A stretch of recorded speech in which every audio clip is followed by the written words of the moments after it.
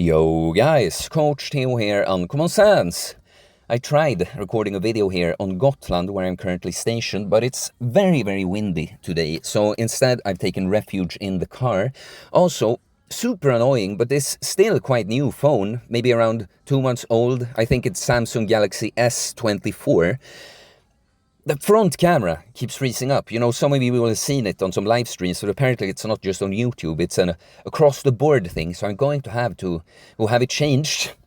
Very frustrating, but, you know, a chance to practice letting go and accepting things as they are. Thank you, God, for bringing me a broken phone so I get to grow.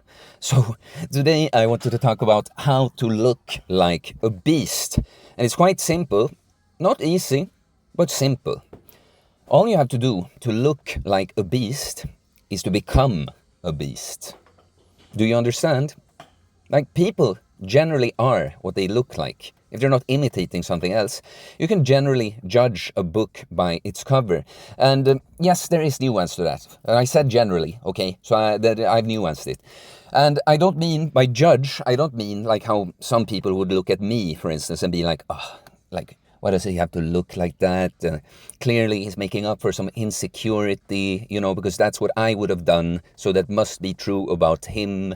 I don't mean that. I mean that if you look strong as fuck, you are strong as fuck. You look like a beast, you are a beast. Or you're imitating it, right? And imitating it, in the case of a physique, would be, for instance, like just going into it for the wrong reasons, right? Or going the path of enhancement with steroids. And quick caveat there, I'm not talking about the top level athletes that are on steroids. I can respect that. But I mean someone that would reach a physique like mine using gear. It's quite mid result on gear. Like, I personally would be ashamed if I wasn't a lot bigger if I was on gear. But I never will be, okay? But let's talk about it, because I think people generally think about what they have to do to attain some kind of result. And of course there are things you're going to have to do, but the focus becomes outside of yourself. What are the things that are not me that has to happen, you know? But it's you that have to do these things, right? So I have, since the start of the Uncommon Sense channel 5 years ago, I've talked about becoming the person, right? That the external is a manifestation of the internal. So not only have you don't think just about what you have to do, think about the person that looks the way you'd like to look. Who are they? What are they, right? So if we think about someone that looks like a beast, the way they view their training, for instance, do you think it's something they have to do? You know, it's tough shit that it's gotta do because I have to look a certain way? Or do they actually really enjoy and look forward to doing that, beasting it, you know? And even on a level, on a bad day, when they don't enjoy it so much, they even enjoy beating their weakness. That, wow, I'm gonna prove to myself that even when I don't feel like pumped, excited to get the work done, I do get the work done, all right? So now, today, when I went to train, so here, I try to let go a little bit of my training, because I'm so extremely serious, structured, dedicated to it, always, really always. So, but I wouldn't feel like I'm actually on vacation if I didn't get to train, because I do enjoy training, but it's good for me to practice, to let go a little bit. But so the point being that I still train, just not quite as much. It's a bit more freestylish, I cut down the workouts a bit, right? But so, and also, I want to do as much as possible outside, but I allow myself to go to the gym they have here. If it's like really windy or rainy, or so, if it's rainy, I would go there completely. Today, when it was windy, it's too annoying to put up my rings, so I did a couple of exercises in the gym and then the rest outside. But point being, when I was walking there, super windy, like I said, and I'm listening to these like hard style tracks with, I guess it's like mostly anime quotes.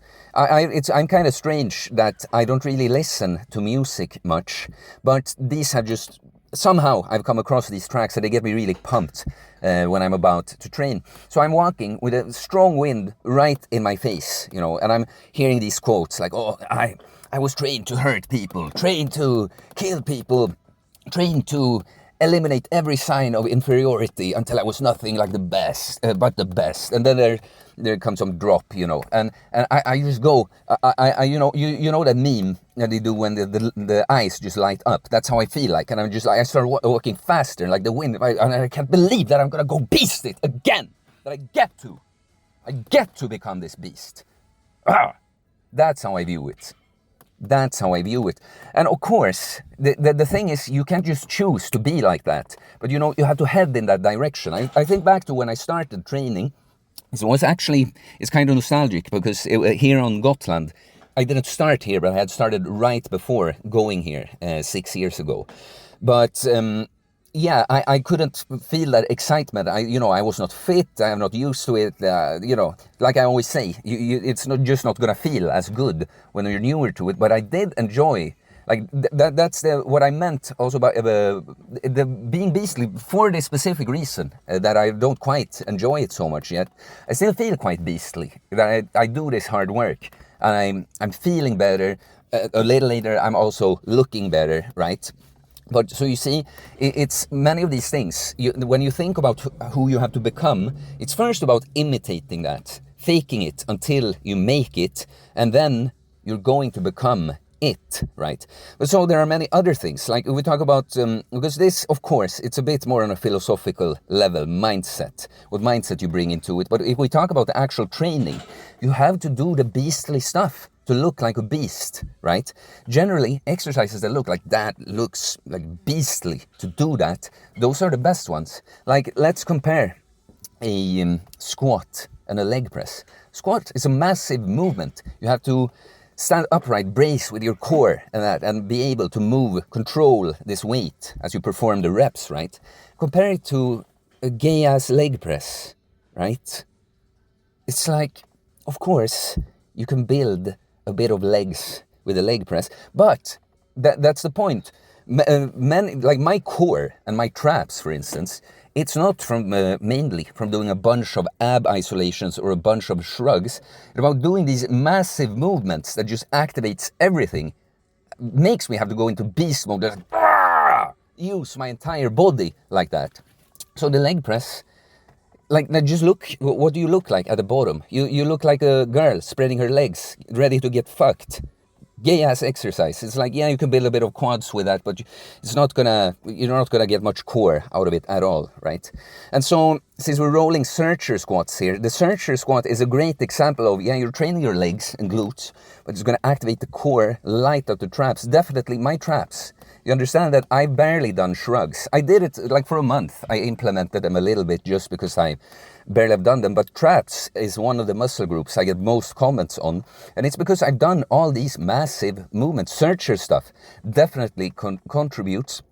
But doing all these like shoulder presses, different deadlift variations, different rows, searcher stuff.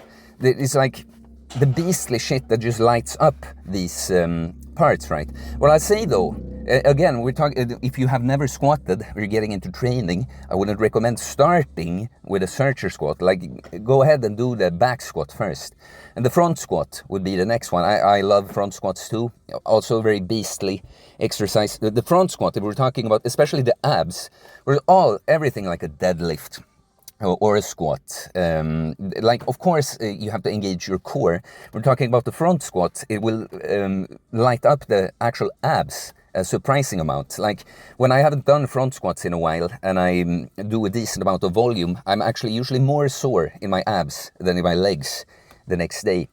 And like, let's think about other stuff, right? You know, we're talking about, because looking like a beast, for this definition, I'd be like, okay, you have muscle, but it also shows, isn't covered up by a bunch of fat. But of course, you have to be able to go both ways. Like a beast, of course, would be able to consume a lot of food to just like grow, give themselves what they need to grow, right? But also, the beast, when they're depleting themselves to reveal the muscle beneath the fluff that they put on along with the muscle, you have to keep beasting it in the gym, and it does get tougher when you're depleting yourself, but you can't just stop training.